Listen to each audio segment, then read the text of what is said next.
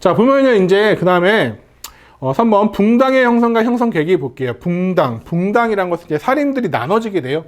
살인들이 나눠져서 이제 각자의 성격에 맞춰서 헤쳐 모여 하는 그 모임, 그 그룹을 붕당이라고 부릅니다.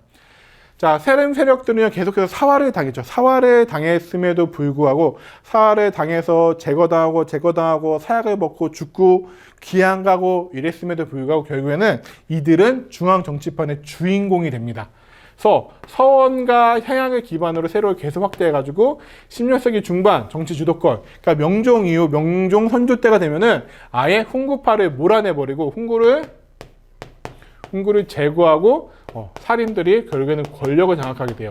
그러면 그렇게 몇 번의 사화, 큰 사화만 아까 무어갑자 김효에서 4번이지 짜잘한 사화가 훨씬 더 많거든요.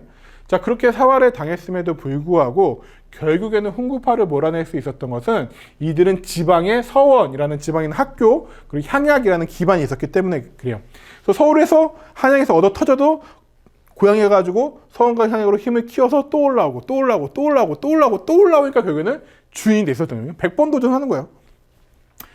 자, 형성계기. 근데 이 결국에는 살인들이 권력을 잡았잖아요. 근데 이 살인들이 항상 그래요. 권력을 잡으면 또 이렇게 나눠집니다.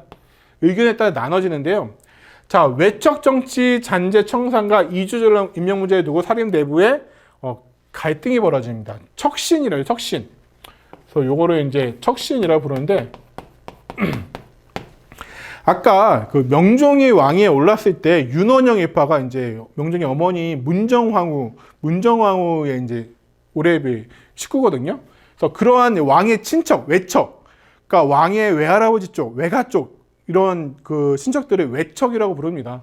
그러니까 이제 살인들이 권력을 잡았죠. 그러니까 옛날 훈구파 출신의 그런 외척들, 척신, 얘네들의 잔재, 얘네들이 청산을 해야 될 거 아니에요. 그러니까 뭔가 문제가 많은 그러한 훈구파들을 몰아내고선 살인들이 권력을 잡았으니까 기존의 훈구파들, 외척, 척신들을 처리해야 되는데 얘네들이 어떻게 할 것이냐? 다 몰아낼 것이냐? 아니면 걔 중에 착하고 우리랑 뜻이 맞는 애들은 좀 놔둘 것이냐를 두고, 그리고 또 이주전랑 문제, 임명 문제를 두고선 살인이 나눠져요. 이조전랑은 높은 관직이 아니에요. 이조, 정랑, 자랑에서 뭐 요즘 5품, 이 정도밖에 안 되는, 5품, 6품밖에 안 되는 관직인데요.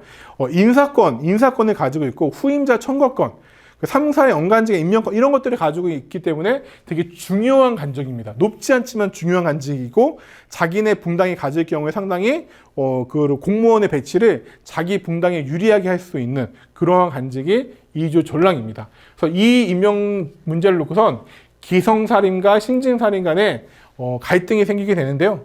내용 자세히 보도록 할게요.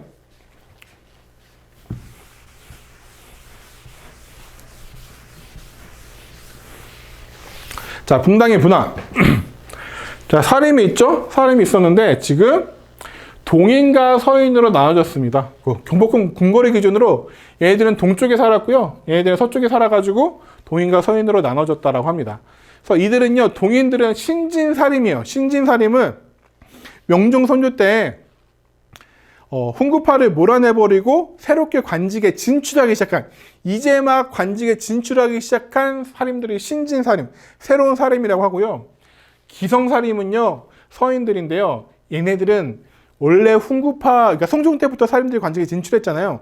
그때부터 이미 관직에 진출해가지고 이미 훈구파들과 정치를 같이 했던, 이미 관직에 진출해 있던 살인들이에요. 그러니까 훈구파들이랑 뭐 이렇게 사화도 겪고 이랬지만 뭔가 오랜 시간을 같이 보내면서 뭔가 미운정, 고운정 다 들어있는 그런 상황입니다. 그래서 신진살인들은요, 기존의 척신들, 외척들, 얘네들과 아무런 연관이 없잖아요. 밥 한 끼 제대로 먹은 적이 없어요. 그러다 보니까 걔네들 문제 많으니까 싹 다 제거해버리자라는 입장이에요. 왜냐면 아무런 이해관계가 없고 친분도 없어요.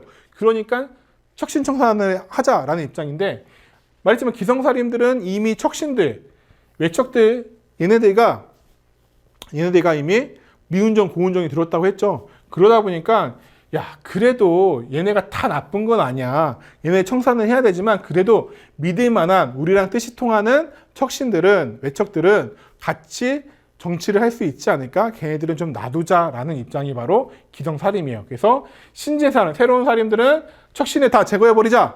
훈구파들 다 제거해버리자. 기성사림은 척신을 그래도 믿을 만한 척신이나 훈구파들은 그래도 같이 정치를 하자라는 그런 입장입니다. 그래서 이 동인들은요, 되게 태계 이황과 조식, 서경덕의 제자들이 많았고요. 서인들은 율곡 이희와 성혼의 제자들이 많이 있었습니다. 그래서 이렇게 붕당이라는 것 자체가 누구의 제자냐, 어느 지역에 사느냐를 가지고 좀 많이 나눠지는데, 서인은 율곡 이희와 성혼의 제자들, 동인은 태계 이황과 남명 조식, 그리고 서경덕의 제자들이 많이 있었고요. 또 아까 또 무엇의 문제를 가지고 또 나눠졌다? 이주전랑의 임무용제. 이주전랑을 어느 쪽의 사람을 이주전랑을 시킬 것이냐의 문제를 가지고도 나눠지게 됩니다. 요거는 이제 자세하게 하진 않을게요. 시간이 많지 않으니까. 그래서 이런 붕당 정치의 특징을 보게 되면요. 아까도 앞에서도 얘기했지만, 붕당의 성격은요, 정파적 성격. 그러니까 어떠한 정치적 입장을 가지고 있느냐. 뭐 지금도 그렇죠. 보수냐, 개혁이 진보냐, 보수냐, 진보냐, 이런 것처럼 어떠한 정치적 성격을 가지고 있느냐. 그리고 학파적 성격. 아까 이제 율곡의 이의의 제자냐, 이황의 제자냐, 서경덕의 제자냐, 성혼의 제자냐, 이런 것들. 그리고 아니면 뭐 학교 출신도 되겠죠. 뭐 이소유고 출신이냐, 서영고 출신이냐, 창의고 출신이냐, 뭐 이런 것도 되겠죠. 출신 지역들, 동탄 출신이냐, 오산 지역 출신이냐, 병점 출신이냐, 이런 것들 가지고 붕당이 좀 나눠지게 됩니다. 그리고 이들은요, 초반에는 공론 정치, 요즘 여론이에요, 여론. 그래서 서로 각각 다른 붕당이 있죠. 아까 동인과 서인이 있었지만 서로 이렇게 인정했어요. 우리는 같은 사림의 후손들이야. 각각의 입장은 다르지만 그래도 우리의 입장, 서로가 주장하는 것은 그래도 우리나라 성리학적 질서와 조선을 위한 것이야. 라고 하면서 서로의 차이를 인정하면서 그럼 어떠한 정책, 어떠한 의견이 진짜 공자님 말씀에 맞는지 아니면 우리 진짜 조선을 위해 좋은 것인지 같이 토론하고 비판해서 여론을 만든 다음에 그렇게 정치를 하자라고 얘기를 합니다. 그래서 처음에 붕당들은요, 우리가 생각했던 것처럼 엄청나게 서로 막 죽이고 이런 게 아니라, 그래, 네 말이 맞는지 내 말이 맞는지 같이 토론해가지고 가장 좋은 방법을 찾아내보자. 이런 되게 건전하고 긍정적인 정치를 했습니다. 그게 바로 공론, 여론을 만드는 그런 정치고요. 살림은요, 서원활동과 상소 등의 공론의 서원활동과 상소문 등을 통해 공론 형성을 주도했던 인물의 살림이라고요. 그냥 간단하게 각 붕당의 최고 우두머리, 각 붕당의 리더를 살림이라고 생각하면 돼요. 뭐 이들은 되게 이제 관직에 나아가지 않고 제하에 붙여서, 그러니까 관직에 나아가지 않고 뒤에 한 발짝 물러나서 자기네 붕당, 서인을 어떻게 해라, 동인 어떻게 해라, 약간 이렇게 이제 좌지우지했던 그런 인물들이라고 생각을 하시면 되겠습니다. 그냥 근데 쉽게 각 붕당의 우두머리다라고 생각하시면 되겠습니다. 이렇게 붕당의 특징을 각각 이렇게 있고요. 공론, 살림 이런 거 정도 알아두시면 되겠습니다. 특히나 이 살림은요, 나중에 영조의 정책에서 나오기 때문에 살림을 좀 알아두실 필요가 있습니다.